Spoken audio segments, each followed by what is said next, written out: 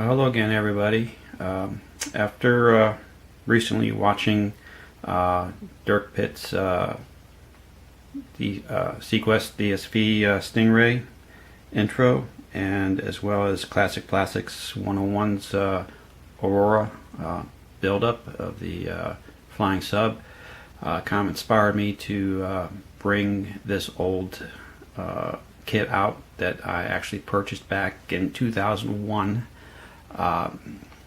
It's made by Polar Lights. I'm sure it's been on YouTube as a out-of-box review before.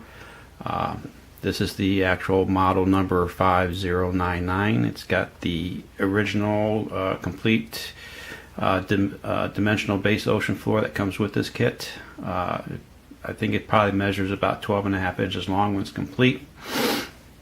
So we just kind of will take a look at it. I do confess that I did open it up before, so I know what's coming, which I will discuss a little later here when I open up the box. So let's get started with this out-of-box review. I'll go ahead and open it up. Now, when I bought this kit, it was brand new, still had the cellophane wrapping on it, and it was totally sealed in its own package. But when I started taking it apart, opening up the packages and inspecting it, I found out that one of the parts was a duplicate, and I'll show that to you here shortly. So here we go. It's actually molded in black, and here's the one half of the hull. And let me get this together here, get this out of the way so we can get back in focus. Alright, there's our two halves of the hull. It's nicely detailed for the size that it is. So that's the left half, and of course then we have the other half of the sub. Again, this is the right side, so it looks pretty good in detail. And then of course this is considered the bottom part. Like I said, it's a very simple kit. It only has 20 pieces on it, so it's not too hard to put together. But that's the bottom part of the submarine. And then of course we get into the base, also molded in black, and very basic. Like I said, this is, I guess, the sea floor. Has some rocks on it. It does have one little pin mark here to actually attach the submarine once it's complete onto the subfloor of the ocean. So we'll have to do a little airbrushing on this and pick out a color scheme for this. But there you go, that's the base. This actually is the actual bottom platform of the base that actually gets glued from underneath to balance it out. Of course, it's got the Polar Lights logo on it and everything. It says that's 2002. If you recall, I did buy this in 2001, so there you go. Alright, now we get back to here to the propulsion units, where this is the issue I had. Maybe I'm blind, but as far as the lower halves of the right and left propulsion units, these are okay because the pins on them are in opposite directions, so I know that one's for the left and one's for the right. So there you go for that. But as far as the upper half of the propulsion units, this is the one that I thought I was losing my mind on, but as you can see right here, it looks to me like we have two items of the same, it's the left hand side of the propulsion units. It's supposed to be part number 16. I'm supposed to have a part 16, a part 13. Well, evidently when they did the molding, they made the same molding of the same part 16.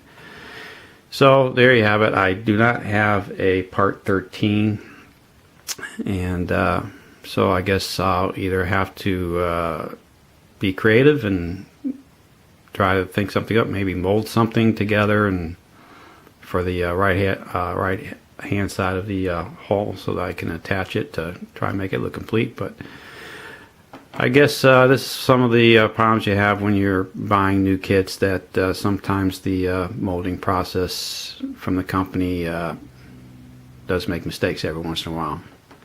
So there you go. That's the issue with the propulsion units on there. Other than that, everything else is